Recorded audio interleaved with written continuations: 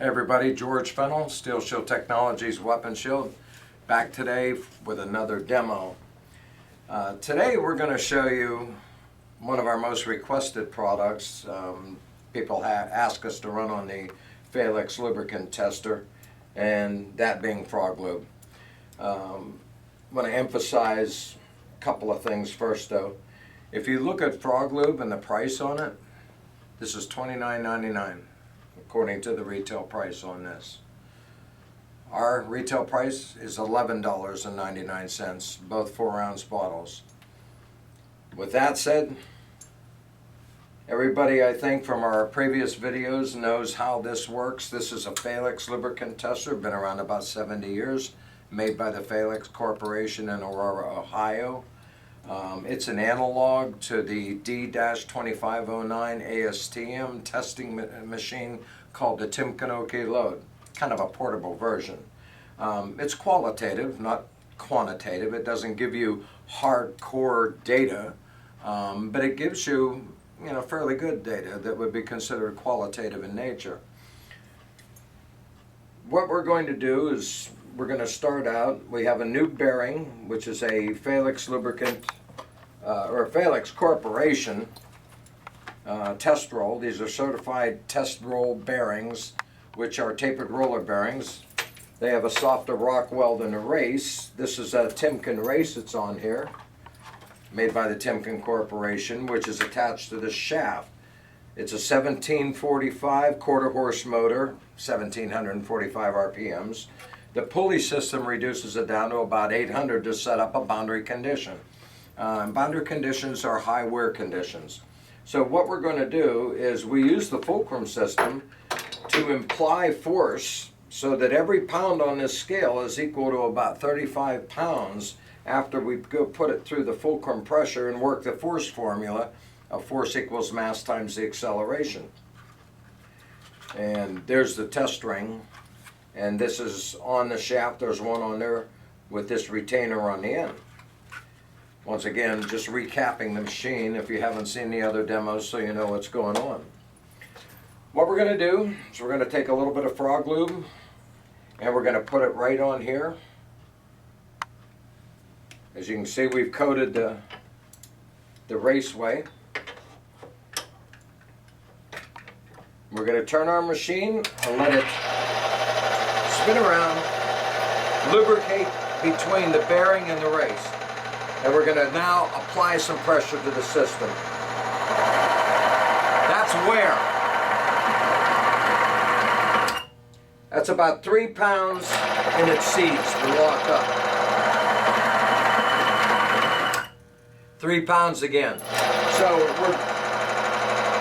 we're pretty consistent at about a 3-pound seizure. It starts wearing at about 1 pound.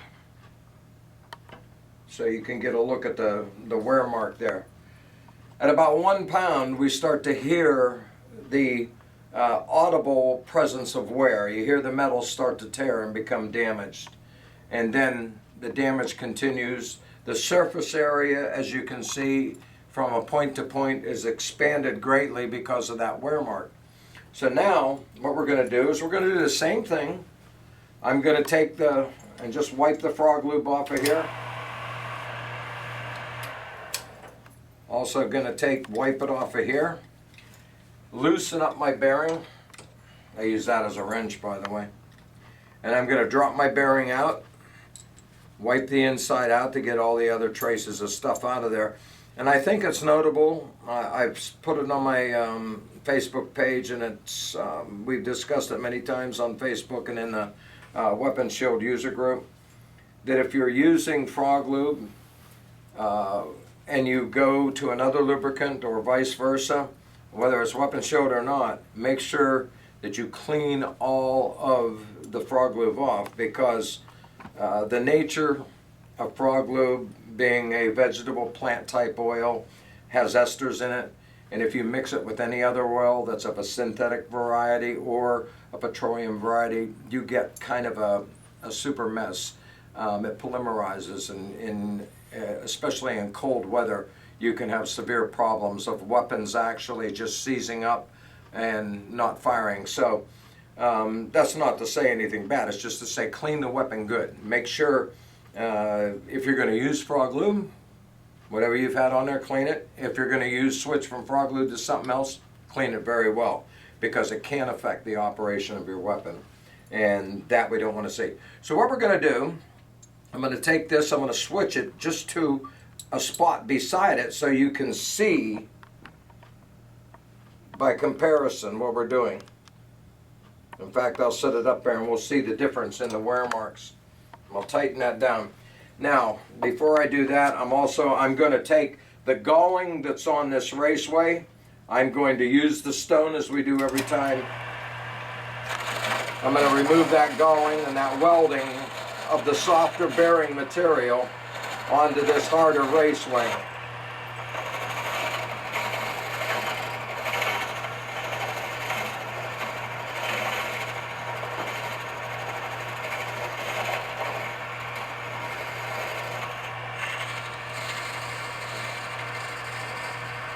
Do that until it's smooth. Take our brake cleaner.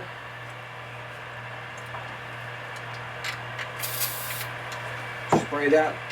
Degrease it very well. Make sure it's degreased. Dry it again. Make sure that surface is very dry, so we can get the same point that we had at startup when we started the demonstration with the frog lube. So what we're going to do, we're going to do the same thing here. I'm going to take some of our weapon shield, and the reason I could use a bottle, but I'm going to use this because I can control this a little bit easier. I'm just going to put a drop, as we normally do, a drop of weapon shield on the raceway,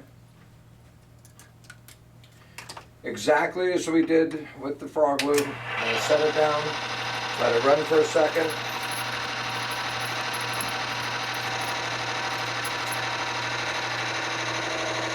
And if you recall, there's where we failed.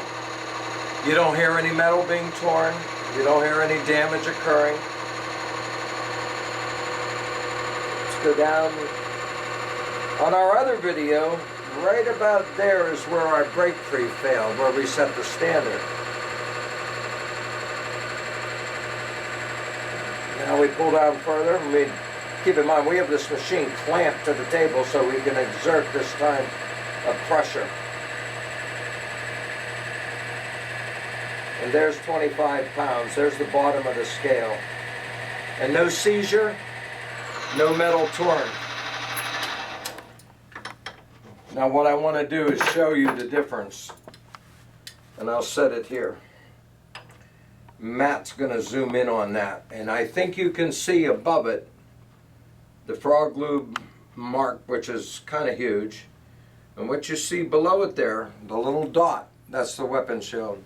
That's advanced boundary film technology. That is a protection against extreme pressure, wear, all of the varying, I guess you would say, parameters that your firearm can go through under the heat of operation, especially in rapid full auto fire or in competition. Competition is where we see quite a lot of guns failing, and we get fail to feed, fail to extract, and then of course sometimes just because the gun heats up and the fit of slides to frame and guide rails to bolt carriers is so tight that they seize, because the heat causes a swelling or a changing of the tolerances. This prevents it. This is why you hear everybody say, I started using weapon shield in my competitive guns and I've had no more failures. I constantly have nothing but good runs, and